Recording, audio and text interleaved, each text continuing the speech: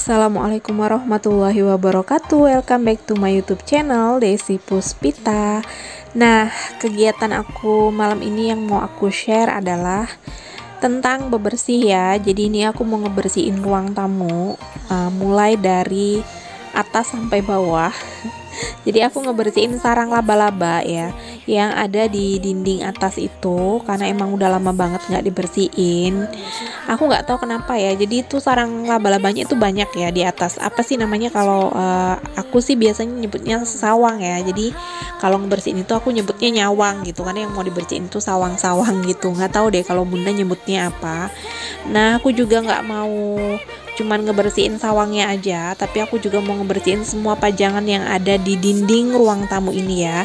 Jadi DIY aku itu semuanya rata-rata yang aku pajang di dinding ruang tamu. Dan sambil bunda-bunda dan teman-teman juga mams nontonin aku ngebersihin ruang tamu ini, aku mau sapa-sapa dulu ya semuanya.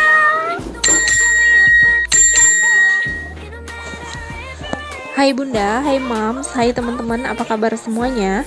Aku harap semua dalam keadaan sehat, tidak kekurangan suatu apapun, dan tidak dalam keadaan mood yang buruk ya. Karena mood aku sampai sekarang masih naik turun ya, dikarenakan sesuatu. Nah, terima kasih juga bagi yang sudah klik video ini, baik teman lama maupun teman baru. Untuk semua teman-teman yang rajin nontonin video aku yang udah lama ya, yang selalu ngikutin channel YouTube aku, yang selalu nonton, like, komentar maupun yang tidak komentar, aku ucapkan terima kasih sebanyak-banyaknya buat kalian, karena tanpa kalian apalah aku ya, tanpa kalian aku seperti remah-remah rempeyek gitu ya. Dan bagi temen yang baru klik dan baru menemukan video di channel YouTube aku ucapkan selamat datang. Yuk mari berteman dengan cara klik subscribe, kemudian klik like, dan klik komentar, bukan klik komentar ya, klik kolom komentar, lalu tinggalkan jejak di situ gitu ya. Cuman aku nggak langsung berkunjung ya ke tempat kalian, aku butuh waktu 1 atau 2 kali 24 jam gitu deh, tapi pasti aku kunjungi ya, karena emang harus lebih hati-hati sekarang gitu. Dan berhubungan dengan kehati-hatian ya, aku ini emang lagi bad mood banget ya, karena ini aku mau cerita deh, aku mau curhat. Jadi 3 hari yang lalu itu aku dapat email dari YouTube yang menyatakan bahwa jam waktu tonton aku itu sudah mencukupi ya, dan subscribernya udah cukup juga. Jadi aku boleh mendaftar untuk monetisasi gitu, dan aku langsung daftar waktu itu. Untuk tahap 1 dan tahap 2 cepet banget, karena di tahap 2 aku sudah daftar Google AdSense itu di tahun 2019, dan YouTube langsung menautkan akun aku, jadi aku tuh nggak perlu nunggu di tahap keduanya ya. Dan yang di tahap ketiganya ini emang bener-bener bikin aku ngerasa deg-degan gitu ya, ngerasa kayak nggak nyaman gitu dengan perasaanku sendiri ya, karena aku itu jadi bad mood gitu gara-gara nungguin keputusan ya, kayak nunggu dilamar gitu ya, jadi kayak nunggu lamaran dari Pak Su gitu. Aku tuh bener-bener bawaannya senggol bacok gitu ya. Jadi gampang tersinggung gitu, jadi emosian gitu ya. Emang beneran ya, jadi senggol bacok nih. Moodku bener-bener naik turun ya. Jadi aku pikir sebenarnya aku nggak harus begitu, tapi tuh aku nggak mengada-ngada gitu, aku nggak buat-buat. Emang itu yang aku rasain. Aku ngerasa takut, aku ngerasa sedikit kesal gitu ya, kok lama ya gitu. Padahal tuh waktu aku pertama kali daftar, aku udah nanya ke Mam Irma Utomo ya lewat DM gitu, dan Mam Irma sudah menjelaskan bahwa biasanya range waktunya itu 2-2 minggu gitu, 2 hari sampai 2 minggu gitu ya. Dan bahkan di YouTube juga dijelasin sebenarnya itu waktunya sebulanan gitu kan, cuman akunya yang ngerasa nggak sabar kali ya. Karena kan kalau dengar dari teman-teman yang udah duluan dimonetisasi baru-baru ini kan, mereka hanya butuh waktu paling lama 1 hari gitu, bahkan ada yang di bawah 24 jam gitu. Tapi mungkin di akunya beda, karena emang setiap orang beda-beda, kayak kata Mama Angel ya. Mama Angel bilang tiap orang kan beda-beda bun gitu, sabar aja gitu. Ya mungkin emang harus sabar, kita tungguin aja kepastiannya ya, paling lama sebulan. Nanti kalau misalnya tidak ada kabar ya nanti aku cerita lagi, aku curhat lagi. Karena kalau nggak cerita, kegalauan aku itu kayaknya aku simpen sendiri gitu ya, karena kan ini masalah yang mungkin bisa menjadi pelajaran buat yang lain. Karena aku sejujurnya sudah 3 kali kena peringatan copyright gitu di video aku sebelumnya. Jadi di video aku yang TikTok anak-anak itu udah kena copyright 3 lagu di situ. Tapi udah aku langsung benerin gitu ya, dan sekarang udah aman.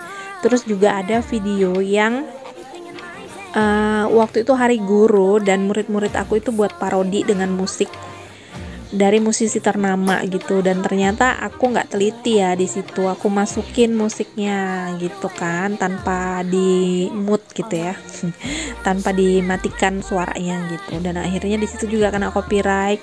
Tapi udah aku langsung beneri gitu, jadi khawatir sekarang apakah karena itu atau karena apa gitu ya.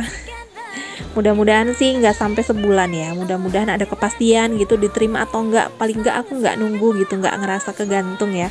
Kalau misalnya mudah-mudahan sih diterima ya, tapi kalau misalnya tidak kan aku bisa mengajukan ulang. Jadi aku tuh nggak menunggu gitu. Jadi kayak lagunya Aurel Hermansyah gitu ya, apa aku butuh kepastian gitu ya. Tapi emang bener-bener menunggu yang nggak pasti ini yang bingung kan, antara iya nggak sih diterima nggak sih gitu. Ya udah deh, segitu aja curhatan aku ya. Paling tidak aku sudah mengurangi beban ya di pikiran aku selama 3 hari ini, karena emang sudah 3 hari ini tapi belum ada kepastian juga. Dan aku ngerasa sebenarnya aku nggak perlu cerita, cuman kayaknya ngerasa beban aja gitu ya, aku pengen cerita gitu biar agak terlepas sedikit beban ini gitu. Karena kalau cerita ke Pak Su juga tanggapannya sabar, tapi ya emang gitu ya, emang cuman itu sih yang bisa dibilang sama teman-teman kita, pasti ya sabar gitu. Ya oke lah, lanjut ke video. Jadi ini aku udah ngebersihin bagian bunga-bunga itu lagi ya, tapi bunganya nggak aku bersihin sih, cuman apa sih namanya itu ya, aku buat dari stick es krim itu, aku nggak tahu deh namanya apa, udah aku bersihin. Nah sekarang aku mau ngebersihin cermin yang ada di sini. Jadi pertama kali aku pasang cermin ini Pak Su mentertawakan aku ya, dia bilang apaan cermin taruh di situ gitu. Karena ini cerminnya sebenarnya cermin bekas lemari baju aku yang udah patah ya, pintunya itu patah gitu. Jadi ngerasa daripada nggak berfungsi cerminnya, aku tempelin di dinding itu gitu. Dan untuk menutupi ketidakrapiannya aku kasih daun rambat. Nah sekarang aku mau ngebersihin kursi aku yang sudah robek-robek itu ya. Jadi sofanya ini udah robek-robek, maklum lah ya bun ya, anaknya banyak, kemudian lasak-lasak gitu. Maksudnya mereka tuh suka usil gitu, nanti robek dikit dicongkel-congkel gitu, padahal udah gede-gede loh, tapi emang gitu ya, tangannya itu geratil gitu, usil gitu, tangannya suka robek dikit gitu, dipegang-pegang tuh makin lama makin robek. Nah aku ngebersihin kursi ini karena kan waktu aku nyawangi tadi tuh jatuh semua ya debu-debunya ke bawah, jadi aku mau bersihin sekalian di sini. Nah ada nggak sih bun yang suka ngebersihin rumahnya itu malam-malam? Kayak aku kan nih ngebersihinnya malam-malam ya, karena siang itu panas di sini. Jadi aku ngerasa kalau siang pasti aku bakal keringetan kayak orang olahraga gitu. Jadi aku lebih memilih untuk ngebersihin ini malam. Lagi pula kalau aku ngebersihin siang, anak aku itu suka main di ruang tamu dan biasanya bawa temen ke ruang tamu. Kan kalau aku ngebersihin terus ada orang kan gak enak ya. Maksudnya kitanya itu gak leluasa, dan ini debu kan, udah pasti batuk-batuk nanti anak orang kalau mereka lihat aku ngebersihin rumah siang-siang gitu. Karena dari pengalaman aku sebelum-sebelumnya, kalau aku ngebersihin tuh pasti ada yang main ke rumah aku gitu, dan anak-anak itu biasanya suka ngeliatin gitu kan, ujung-ujung mereka nanti batuk-batuk gara-gara debu. Nah aku nggak mau itu terjadi lagi ya, karena emang udah sering begitu, makanya aku ngebersihinnya malam. Dan ini anak-anak dan Pak Su aku kurung di dalam kamar.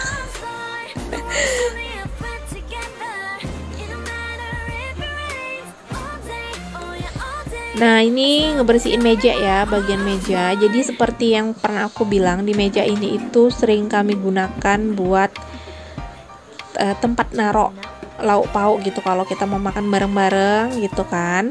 Karena nggak punya meja makan ya, jadi mejanya dibuat multifungsi ya. Meja tamu sekaligus meja makan gitu.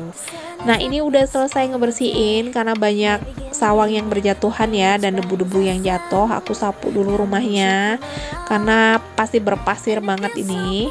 Tapi aku nggak pel di sini ya. Hanya aku sapu aja.